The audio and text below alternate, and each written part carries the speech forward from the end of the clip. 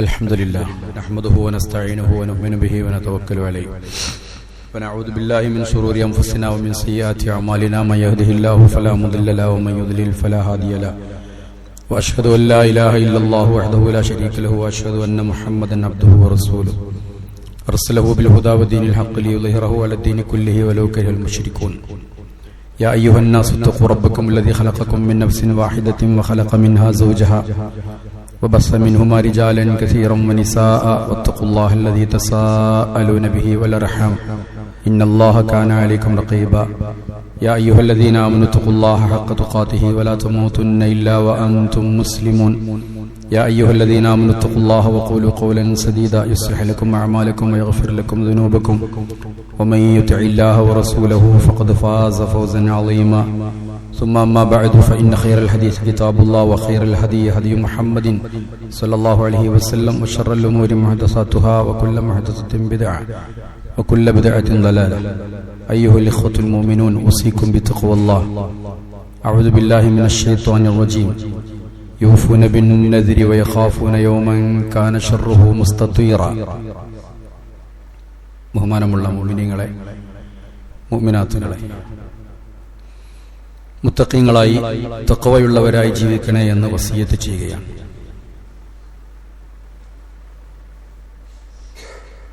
കഴിഞ്ഞ ഞായറാഴ്ച തിരൂരിൽ പോകേണ്ട ഒരാവശ്യമുണ്ടായപ്പോൾ അവിടുന്ന് ഒരാൾ വിളിച്ചു പറഞ്ഞു, ഇന്നിവിടെ ചന്ദനക്കുടം നേർച്ചയാണ്, കാല് കുത്താൻ പോലും സ്ഥലം ഉണ്ടാവില്ല, വരണ്ട, അത് അടുത്ത ഞായറാഴ്ചക്ക് മാറ്റി. ഇന്നലെ പത്രം നോക്കുമ്പോ പുതിയങ്ങാടി നേർച്ചക്ക് ആനയുടെ പരാക്രമണത്തിൽ ഒരാള് അത്യാസന്ന നിലയിലാണ്. 29ഓളം ആളുകൾ കോട്ടക്കൽ ഹോസ്പിറ്റലാണ്. ആനയുടെ പേര് ശ്രീകൃഷ്ണനും അപകടം പറ്റിയത് കൃഷ്ണൻകുട്ടിയാണ്.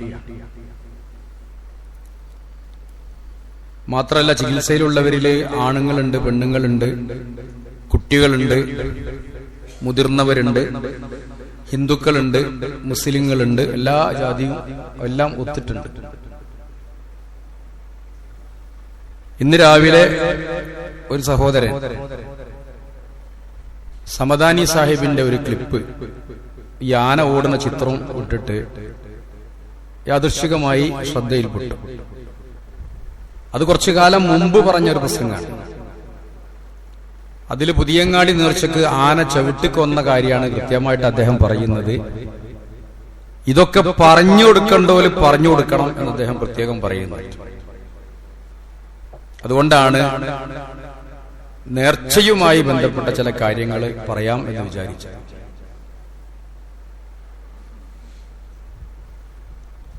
ആനയോടോ കുതിരയോടോ ഒന്നും നമുക്ക് പ്രത്യേക എതിർപ്പൊന്നുമില്ല, ആഘോഷങ്ങളോടും എതിർപ്പില്ല.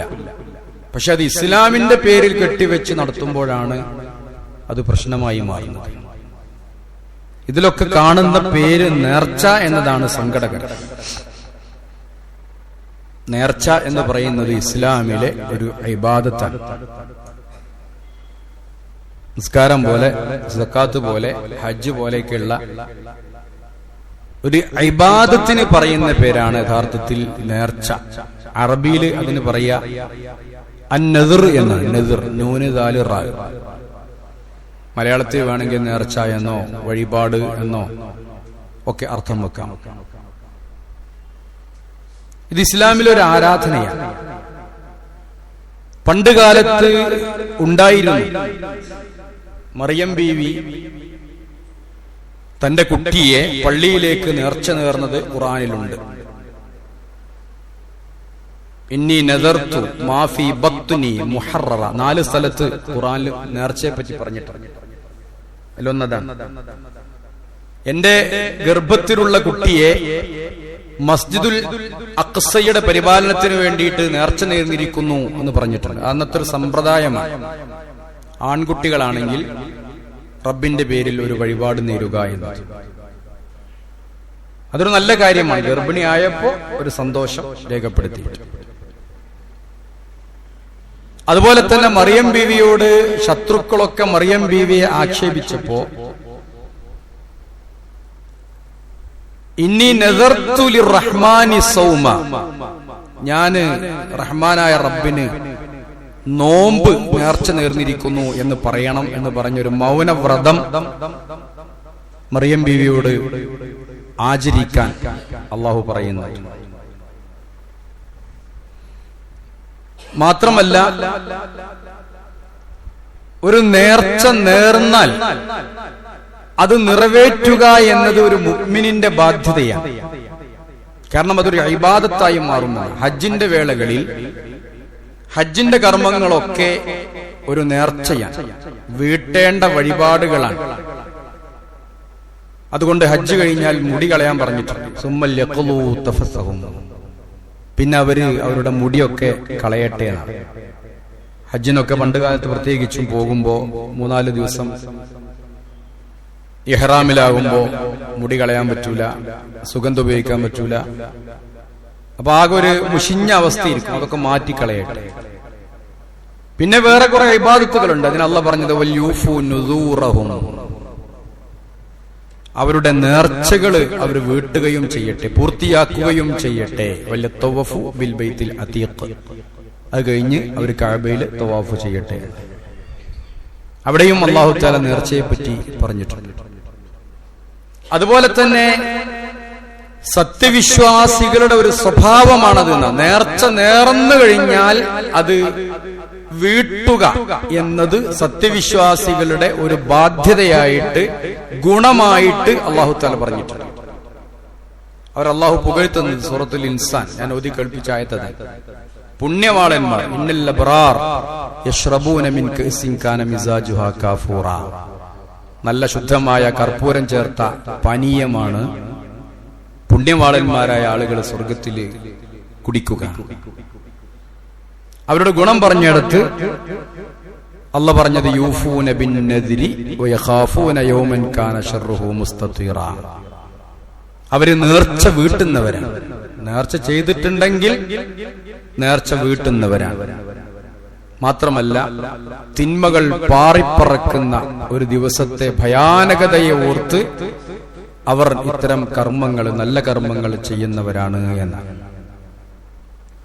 അപ്പൊ നേർച്ച ഒരു ഇബാദത്താണ് എന്നർത്ഥം. എന്താണ് നേർച്ച? നേർച്ച ആക്കണോ വേണ്ടേ? അല്ലാഹു റസൂൽ പറഞ്ഞത് ലാ തൻദുറു, നിങ്ങൾ നേർച്ചയാക്കരുത്, നേർച്ചയാക്കാൻ പാടില്ല.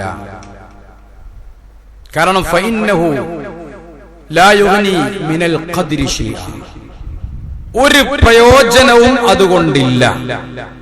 നേർച്ചയാക്കുന്നത് കൊണ്ട് ഒരു പ്രയോജനവുമില്ല. നേർച്ചയാക്കിയാൽ നിർബന്ധമായും അത് നിർവഹിക്കണം, ഇബാദത്താണ്. എന്താണ് നേർച്ച എന്ന് പറഞ്ഞാൽ?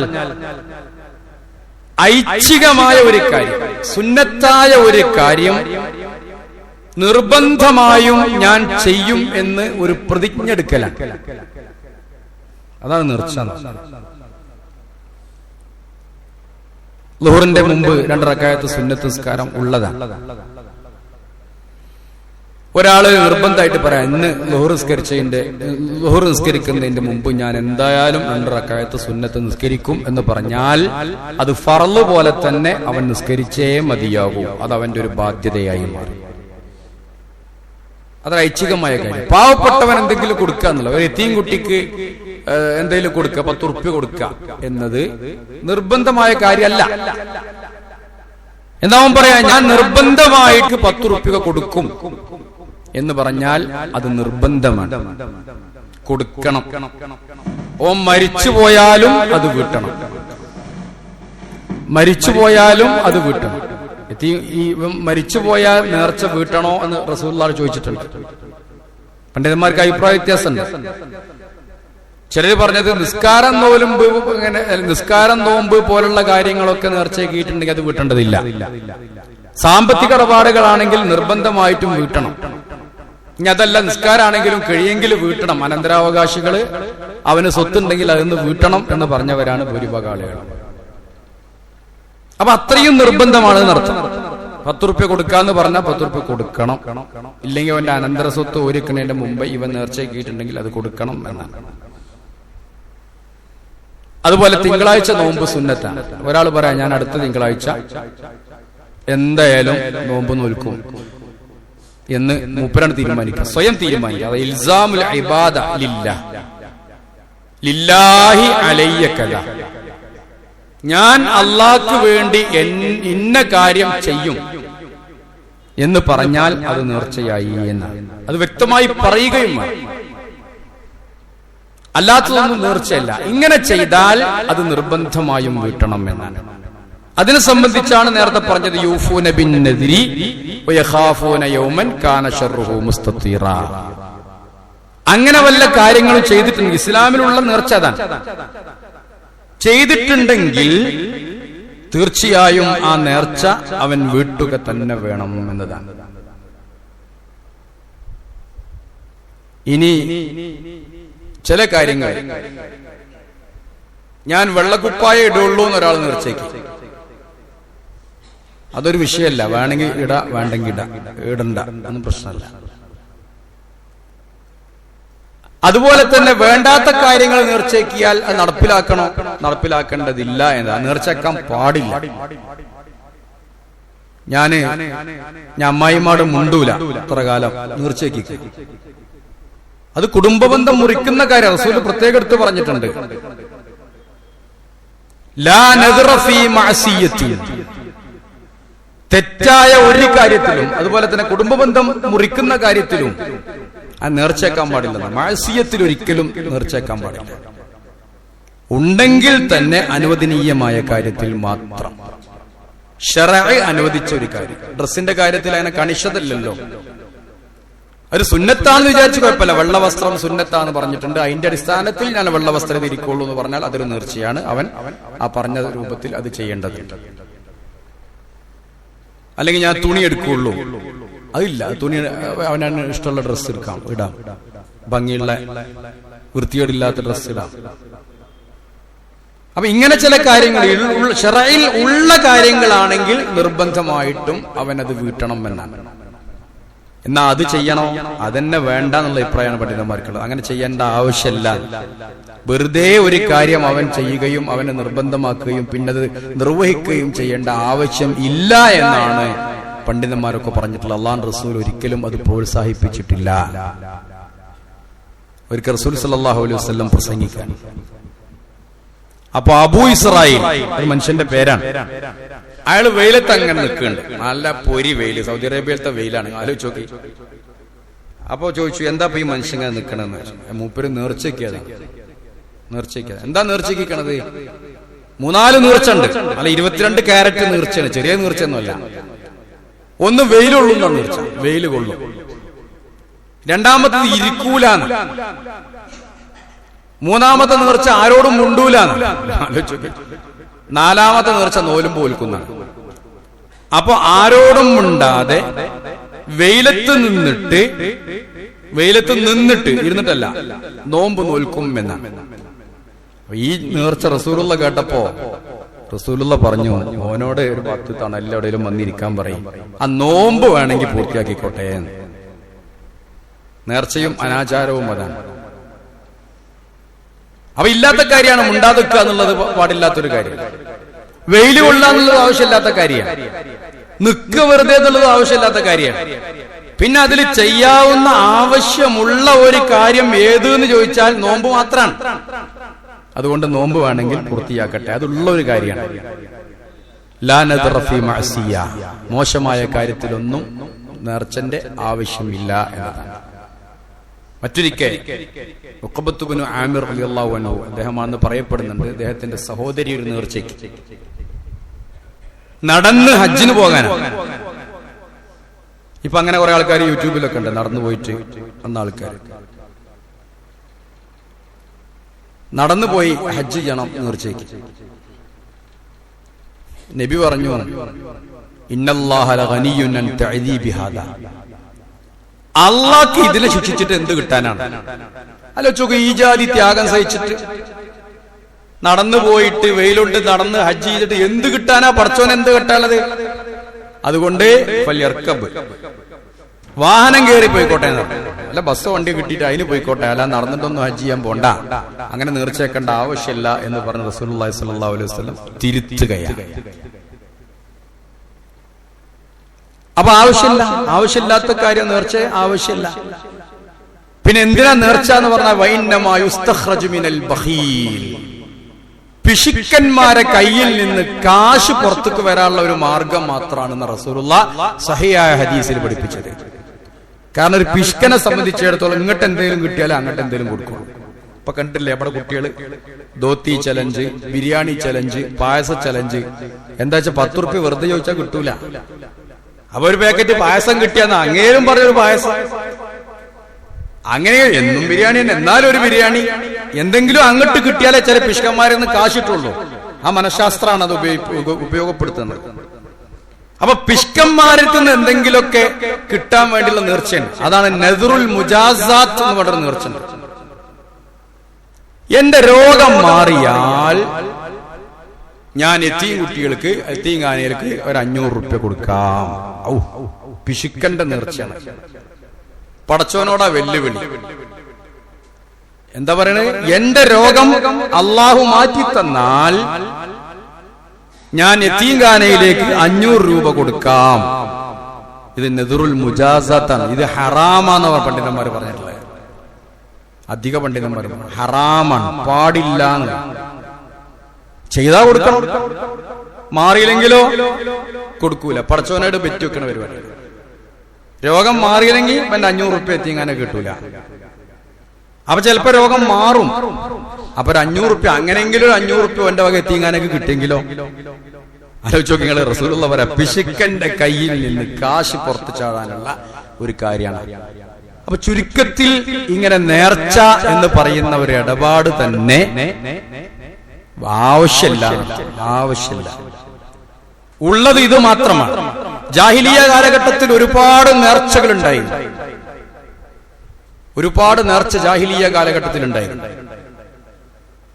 ഖുർആൻ വ്യക്തമായിട്ട് സൂറത്തുൽ മാഇദയിൽ പറയുന്നു, കാലികളെ നേർച്ചയാക്കുന്ന സ്വഭാവം. ഇതൊക്കെ ഇന്നിങ്ങനെ വായിച്ചാല് യഥാർത്ഥത്തിൽ നമ്മുടെ ആൾക്കാരെ നേർച്ചയും ഇതൊക്കെ സെയിം ആയിട്ട് തോന്നും.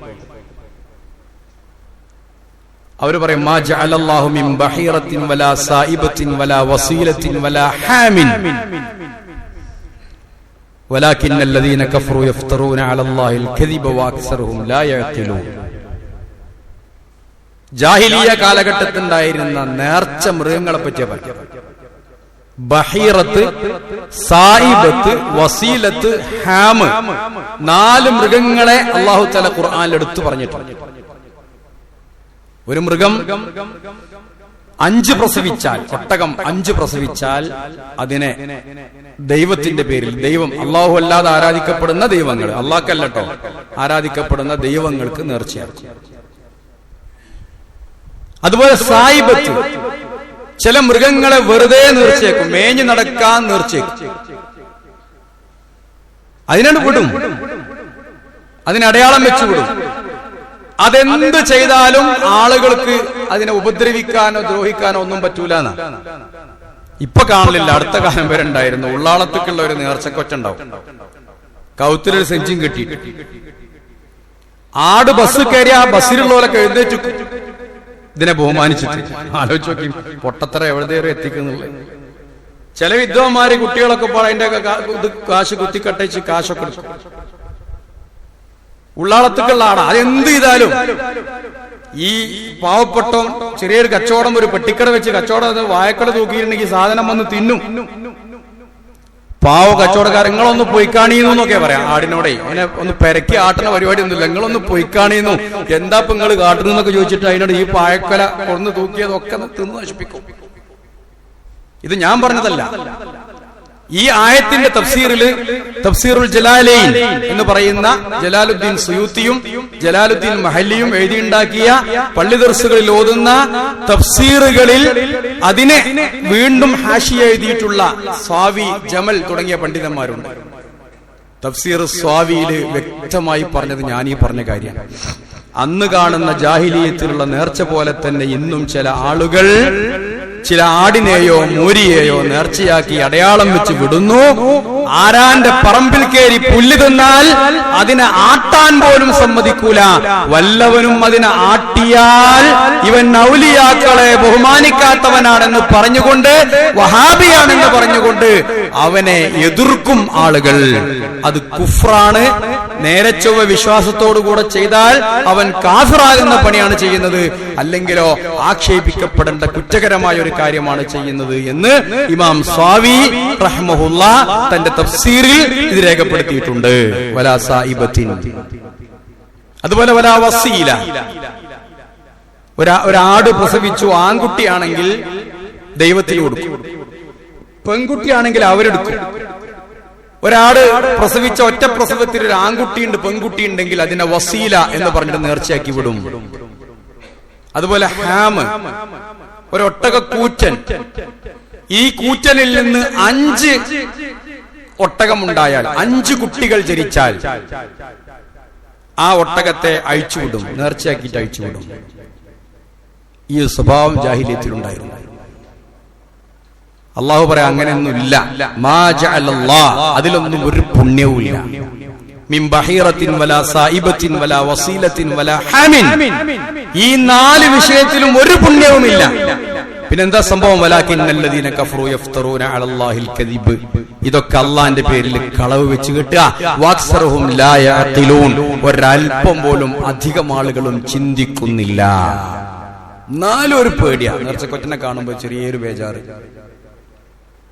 അതിനെ ആട്ടുമ്പോ ചെറിയൊരു പേടി. ലാ യഅഖിലൂൻ, അല്പം പോലും ചിന്തിക്കുന്നില്ല.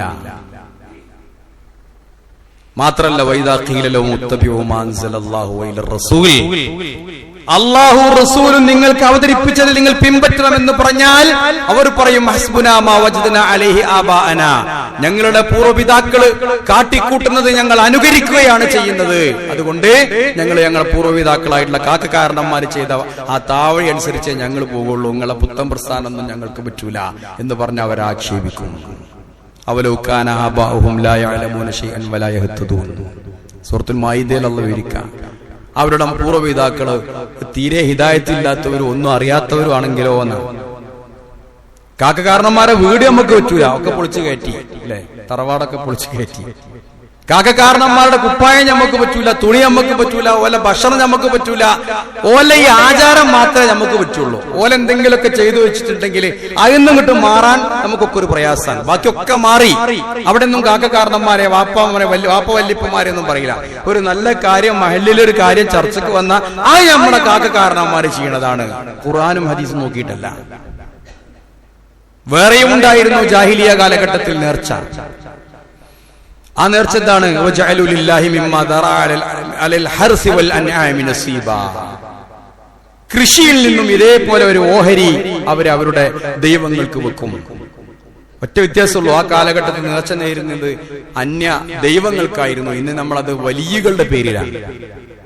ഇപ്പോഴുണ്ടാവും, വീട്ടില് പാമ്പ് വരുമ്പോ റിഫായി ഷേഖിന്റെ പേരിൽ ഒരു പൂവൻ കോഴി, ഒക്കെ പണ്ടത്തെ ചില ശാസ്ത്രങ്ങളാണ്.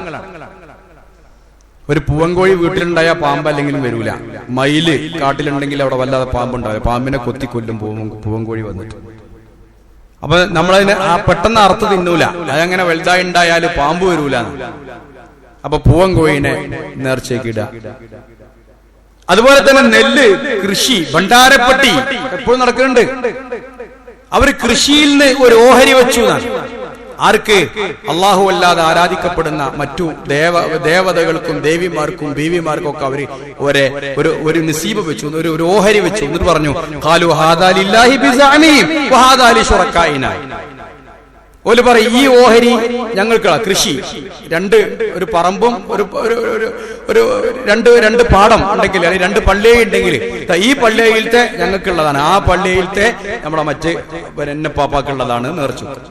എന്നിട്ടോ ഫമാ കാന ലിശുറക്കായിഹിം ഫലാ യസ്ഇലു ഇലല്ലാഹ് വമാ കാന ലില്ലാഹി യസ്ഇലു ഇലാ ശുറക്കായിഹിം. ഈ പാടത്തുനിന്ന് അള്ളാഹ്ക്കുള്ള പാടത്തുനിന്ന് എന്തെങ്കിലും അങ്ങോട്ട് പോയാല് അത് ഇങ്ങോട്ട് എടുത്തിടൂല. എന്നാ അവിടുന്ന് എന്തേലും ഇങ്ങോട്ട് വന്നാലോ അതിലേക്ക് തന്നെ എടുത്തിടും. ആലോചിച്ചു നിങ്ങള്. ഇപ്പോഴുണ്ടാവും ചില പള്ളിയുടെ മുമ്പിലൊക്കെ ഒരു ഓമാനൂര് ശ്രോതാക്കളുടെ നേർച്ചപ്പെട്ടി ഉണ്ടാവും, ഒന്ന് പള്ളി വക ഭണ്ഡാരപ്പെട്ടി ഉണ്ടാവും. പള്ളിക്ക് കിട്ടല് വളരെ കുറവേ കാരണം. കിട്ടലൊക്കെ ശുഹദാക്കൾക്കാണ്. ശുഹദാക്കൾക്ക് കൂടുതൽ കിട്ടിയ എന്തെങ്കിലും പള്ളി കമ്മിറ്റിക്ക് കിട്ടിയത് അങ്ങോട്ട് കൊടുക്കുക എന്നല്ലാതെ അതിന്നൊരു പൈസ ഇങ്ങോട്ട് എടുക്കൂല. ഭണ്ഡാരപ്പെട്ടികളാണ് ശുഹദാക്കന്മാരുടെ നേർച്ചപ്പെട്ടി. ഒരു ഫായിദയില്ലെന്നല്ല, ഒരു കാര്യമില്ല. പിഷ്കന്മാര് വല്ലവരും അതിൽ പൈസ ഇടും. എന്തെങ്കിലുമൊക്കെ അധികവും ഭണ്ഡാരപ്പെട്ടി ഉണ്ടാകുക നമുക്കറിയില്ല. എവിടുന്നാണ് പോയാല് 1 കിലോമീറ്റർ പോയാൽ അവിടെ ഉണ്ട്. നല്ല നോക്കി നടന്നില്ലെങ്കിൽ ഹെൽമെറ്റ് ഇട്ടില്ലെങ്കിൽ ഏറ് കിട്ടും. നല്ല നാണയങ്ങൾ കൊണ്ട് 5-ന്റെയും 10-ന്റെയും നോട്ട് എടുത്തിട്ട് വേണ്ടാത്തതൊക്കെ എറിഞ്ഞു കൊടുക്കലാണ് അവിടെ. ഇടക്കിടക്ക് കളറും മാറും, പാർട്ടിക്കനുസരിച്ച് കളറും മാറും. ഇതിന്റെയൊക്കെ പിന്നിൽ എന്താ നിങ്ങൾ ആലോചിച്ച് നോക്കി. അത് അധികം ഉണ്ടാകുക എവിടെ? പഴയ കാലത്ത് കള്ളക്കടത്തുകാർക്കാണ് അധികം ഈ പെട്ടി ഉപയോഗപ്പെടുത്തുക. എന്തിനു വേണ്ടിയിട്ട്? നല്ല മരം കയറ്റിക്ക് വരുമ്പോ സർക്കാരിനെ വെട്ടിച്ച് മരവും മറ്റവും കൊണ്ടുവരുമ്പോ അത് സർക്കാർ പിടിക്കരുത്, അല്ലെങ്കിൽ പിന്നെ വനപാലകന്മാരോ അല്ലെങ്കിൽ ഉദ്യോഗസ്ഥരോ പിടിക്കരുത് എന്ന് വിചാരിച്ചിട്ടാണ് ഈ നേർച്ചപ്പെട്ടി എന്നറിയാം. ബോർഡറിലാണ് നേർച്ചപ്പെട്ടി കൂടുതലുണ്ടാകുക. നോക്കുന്നുണ്ടോ? കർണാടക ബോർഡറിൽ, കേരളത്തിന്റെ ബോർഡറിലൊക്കെ, ബോർഡറുകളിലാണ്, തമിഴ്നാട് ബോർഡറിലൊക്കെയാണ് നേർച്ചപ്പെട്ടി കൂടുതലുണ്ടാകുക. എന്താ വെച്ചാ കള്ളക്കടത്ത് പിടിക്കാതിരിക്കാൻ വേണ്ടി.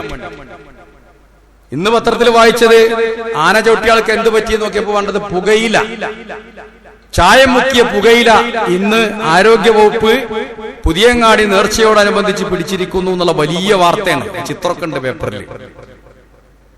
തേയില മനുഷ്യൻ കുടിക്കുന്ന ഒരു ചായയാണ്, ആ കൂടിയും കുടിക്കാൻ പറ്റും. അതാണല്ലോ ഇന്നത്തെ നേർച്ച. പണ്ടത്തെ നേർച്ച എങ്ങനെയൊക്കെ ആയിരുന്നു. ഇന്നും അതിന്റെ ചില മോഡലുകളാണ്. അങ്ങനെ കൃഷി ഉണ്ടാക്കി അവർ വെക്കുമെന്നാണ്. അതൊക്കെ പഴയ കാലത്തെ നേർച്ചയായിരുന്നു. ഇന്നത്തെ നേർച്ച എന്തൊക്കെ തോന്യാസങ്ങളുണ്ടോ അതെല്ലാം നടക്കുന്ന ഒരു കാര്യമായിട്ടാണ് നേർച്ചയെ ഇന്ന് സമൂഹം കാണുന്നത്. ആലോചിച്ച് നോക്കി. എല്ലാ തോന്യാസങ്ങളും, വിഷം, മാലിന്യം, പെണ്ണ്, അഴിഞ്ഞാട്ടം, ആണും പെണ്ണും കൂടിക്കലരുക, എല്ലാ ജാതിയും.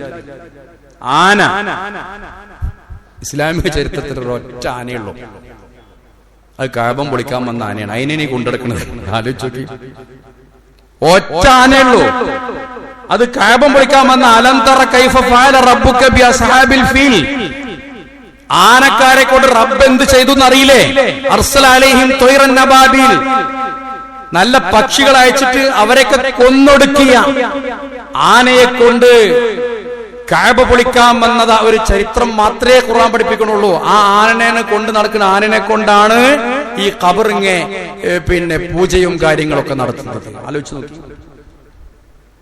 അവിടെ തന്നെ 2 യാറുണ്ടെന്ന് ഞാൻ മനസ്സിലാക്കി. 2ന്റെ പേരും യാഹൂ തങ്ങളുടെ യാറമാണ്. അതിലെന്നെ പ്രശ്നമുണ്ട്. 2 കൂട്ടർ തർക്കത്തിലായപ്പോ 2 കവറുണ്ടായിക്കോളി, ഞാൻ അടക്ക് ഇവിടെ കടന്നോളാം, അടക്ക് അവിടെ കടന്നോളാം എന്ന് പറഞ്ഞു എന്നാ പറയണേ. അത് പറയന്നെ. അവിടൊക്കെ ഇസ്ലാമിന്റെ പേരിൽ നടക്കുന്നത് യാറത്തിലുള്ള നേർച്ച എന്ന് പറയുന്നത് ഇസ്ലാമിന് അന്യമാണ്. യാറത്തിലുള്ള ഒരു നേർച്ച എന്ന് പറയുന്നത് ഇസ്ലാമിൽ അന്യമാണ്. പക്ഷെ ഇതിനൊക്കെ നമ്മുടെ ഉസ്താദന്മാരും മസാല ഉണ്ടാക്കുക. ഇപ്പോഴൊക്കെ പറയണ്ട് ഞങ്ങളാണ് കാര്യമായിട്ട് ഇതിനെ എതിർത്തിരുന്നത് എന്നൊക്കെ യൂട്യൂബിലൊക്കെ ഓരോരുത്തർ വയലു പറഞ്ഞു വിടുന്നുണ്ട്.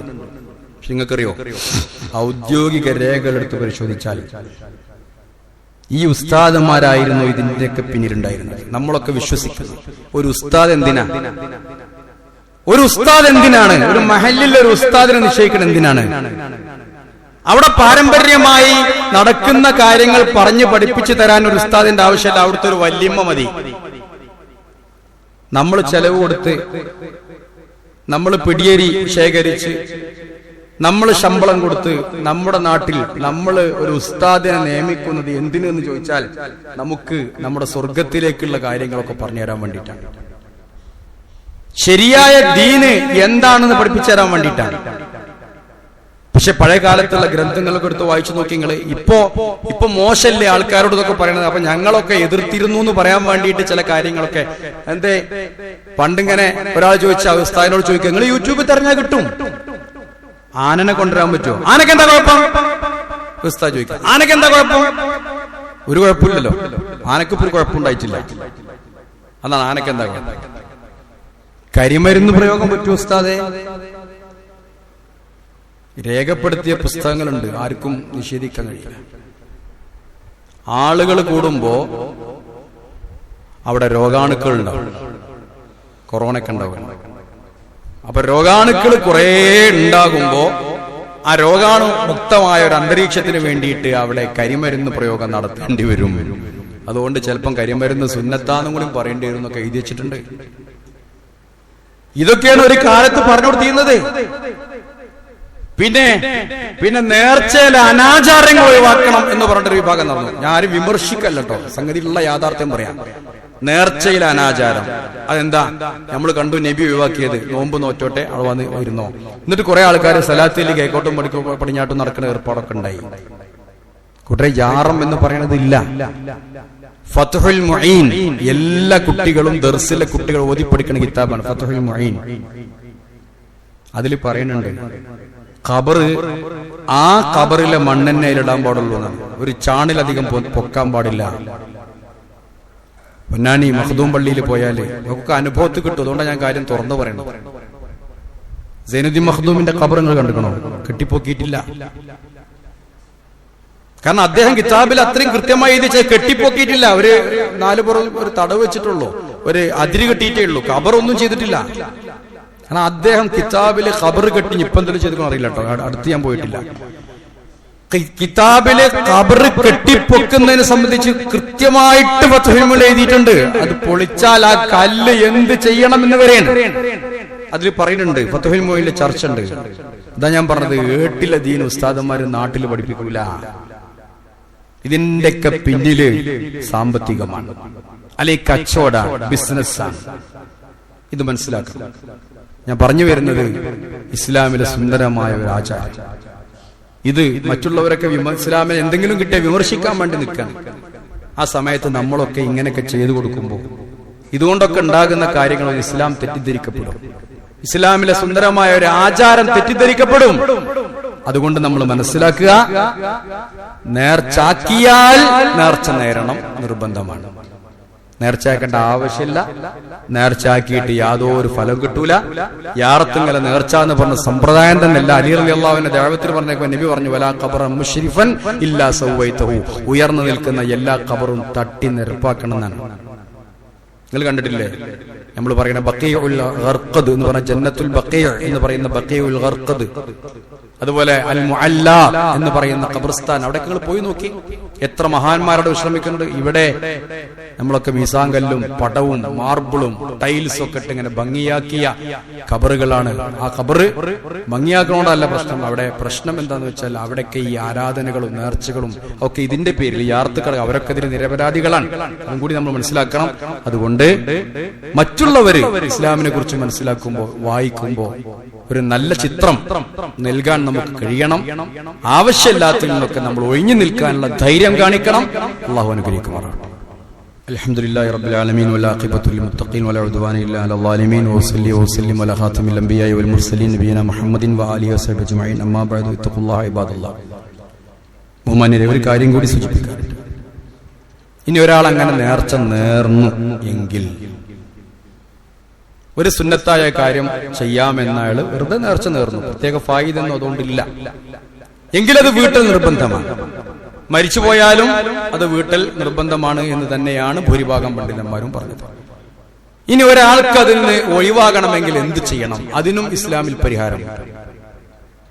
അല്ലാഹു തആല പറയുന്നുണ്ട്, ഒരാൾ സത്യം ചെയ്താൽ, അത് ലംഘിച്ചാൽ അതിനൊരു കഫാറത്തുണ്ട്, പ്രായശ്ചിത്തം. ഒരാൾ സത്യം ചെയ്തു, വല്ലാഹി ഞാൻ ഇന്ന കാര്യം ചെയ്യും എന്നൊരാൾ സത്യം ചെയ്ത് പറഞ്ഞിട്ട് അത് ചെയ്യാൻ അവനെ കൊണ്ട് കഴിഞ്ഞിട്ടില്ലെങ്കിൽ അത് ലംഘിച്ചാൽ ഒരു കഫാറത്ത് അല്ലാഹു പറയുന്നുണ്ട്.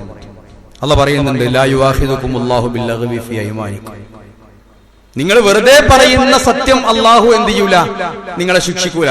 അപ്പൊ അറബികളുടെ സ്വഭാവം എന്ത് പറഞ്ഞില്ലേ, വല്ലാഹി വല്ലാഹി വല്ല വല്ല ഈ വല്ല ഈ വല്ല എന്ന് പറഞ്ഞാൽ അള്ളാഹ് തന്നെയാണ് സത്യം. അത് അറബികളുടെ ഒരു ലാംഗ്വേജ് ആണ്, അത് അവരുടെ ഒരു സ്ലാങ് ആണ്. അവരങ്ങനെ പറയും, ഈ വല്ല ഐ വല്ല എന്ത് പറഞ്ഞാലും അല്ല പറയാം. ഐവേ കൈന്ന് വരണാണ് ഐവ. അറബികൾ എന്തെങ്കിലും പറയും ഐവ, അത് സത്യം നിർത്താണ്. അതിനൊന്നും അള്ളാഹ് ശിക്ഷിക്കൂല.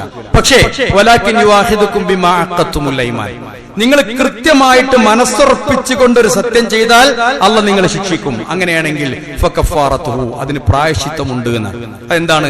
ഇത്ആമു അശറത്തി മസാകിൻ, 10 സാധുക്കൾക്ക് ഭക്ഷണം കൊടുക്കണം. അതാണ് നേർച്ചയുടെയും കഫാറത്ത്. അതാണ് നേർച്ച ചെയ്തിട്ട് നേരാൻ പറ്റില്ല എന്ന് വിചാരിച്ചോളി. എത്തിങ്ങാനൊക്കെ ഒരു 10 ലക്ഷം ഉറുപ്പിക കൊടുക്കാന്ന് പറഞ്ഞു കഴിഞ്ഞു. പക്ഷെ കൊടുക്കാൻ പറ്റിയില്ല. പറഞ്ഞാൽ അങ്ങനെ കൊടുക്കാൻ പറ്റിയില്ല. എങ്കിൽ ഇത് ചെയ്യണം. ഇത്ആമു 10 മസാക്കീൻ, 10 മിസ്കീന് ഭക്ഷണം കൊടുക്കണം. സാധാ ഭക്ഷണം മതി. മീൻ ഔസത്തി മാ തുത്ഇമൂന അഹ്ലീക്കും. നിങ്ങൾ നിങ്ങളെ കുടുംബത്ത് കൊടുക്കുന്ന ഭക്ഷണം, നല്ല ഭക്ഷണം കൊടുക്കണമെന്നില്ല, വളരെ മോശമാക്കാനും പാടില്ല. നമ്മൾ സാധാരണ ചെയ്യുന്ന ഭക്ഷണം. ഔ കിസ്വത്തുഹും, അതിന് കഴിഞ്ഞില്ലെങ്കിൽ 10 മിസ്കീന്റെ വസ്ത്രം കൊടുക്കണം, അവർക്കുള്ള ഡ്രസ്സ് കൊടുക്കണം. അല്ലെങ്കിൽ ഔ തഹരീറു റഖബ, അല്ലെങ്കിൽ ഒരു അടിമയെ മോചിപ്പിക്കണം. ഒരടിമയെ മോചിപ്പിക്കണം. അതിപ്പോ ഏതായാലും നടക്കില്ലല്ലോ. ഇനി വമല്ലം യസ്തത്തി ഫമല്ലം യജിദ്, അതിനും കഴിഞ്ഞില്ലെങ്കിൽ ഫസിയാമു സലാസത്തി അയ്യാം, 3 ദിവസം നോമ്പ് നോൽക്കണം. 3 ദിവസം നോമ്പ് നോൽക്കണം. ഏറ്റവും ചുരുങ്ങിയത് അതെങ്കിലും ചെയ്യണം. ദാലിക കഫാറത്തു അയ്മാനിക്കും ഇദാ ഹലഫ്തും വഹ്ഫളു അയ്മാനക്കും. നിങ്ങൾ സത്യം ചെയ്താൽ ഇതാണ് അതിന്റെ പ്രായശ്ചിത്തം. അതുകൊണ്ട് ഇത്തരം കാര്യങ്ങൾ ശ്രദ്ധിക്കണം. വെറുതെ നാവോണ്ട് ഓരോന്ന് പറഞ്ഞിട്ട് പെടാൻ പോണ്ട, വെറുതെ നേർച്ചേക്കാൻ പോണ്ട ആവശ്യമില്ല. അഥവാ നേർച്ചയാക്കിയാൽ അത് പിന്നെ യൂഫൂന ബിൻ നദർ, നിർബന്ധമായും അത് വീട്ടണം. മാ അൻഫഖ്തും മിൻ നഫഖത്തിൻ, നിങ്ങൾ ചെലവഴിക്കുന്നത്, ഔ നദർതും മിൻ നദിരിൻ, നിങ്ങൾ നേരുന്ന നേർച്ചകൾ, ഫഇന്നല്ലാഹ യഅലമുഹു, അല്ലാഹു തീർച്ചയായും അതറിയും. വമാലിൽ ളാലിമീന മിൻ അൻസാർ, അത് അക്രമികൾക്ക് ഒരു സഹായം ഉണ്ടാവില്ല.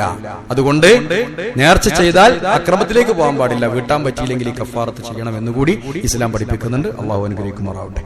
അല്ലാഹുമ്മ ഗഫിർ ലിൽ മുഅ്മിനീന വൽ മുഅ്മിനാത്ത് വൽ മുസ്ലിമീന വൽ മുസ്ലിമാത്ത് الأحياء منهم والأموات إنك مجيب الدعوات وقاضي الحاجات. ربنا ظلمنا أنفسنا وإن لم تغفر لنا وترحمنا لنكونن من الخاسرين. اللهم أعز الإسلام والمسلمين وأذل الشرك والمشركين. اللهم ربنا هب لنا من أزواجنا وذرياتنا قرة أعين واجعلنا للمتقين إماما. اللهم ربنا تقبل منا إنك أنت السميع العليم وتب علينا إنك أنت التواب الرحيم. اللهم ربنا اغفر لنا ولإخواننا الذين سبقونا بالإيمان ولا تجعل في قلوبنا غلا للذين آمنوا ربنا إنك رؤوف رحيم.